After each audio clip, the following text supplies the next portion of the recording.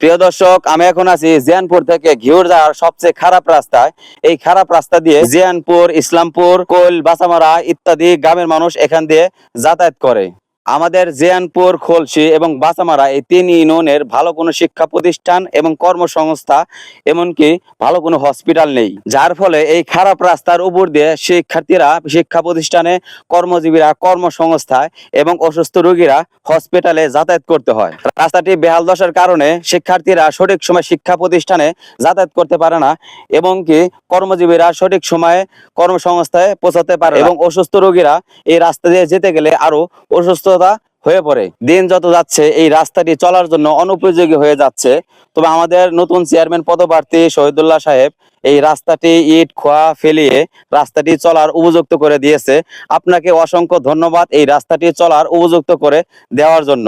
নতুন সরকার এবং নতুন এমপি, আপনাদের কাছে এলাকাবাসীর একটাই দাবি, এই রাস্তাটি যেন স্থায়ীভাবে খুব তাড়াতাড়ি সংস্কার করা হোক।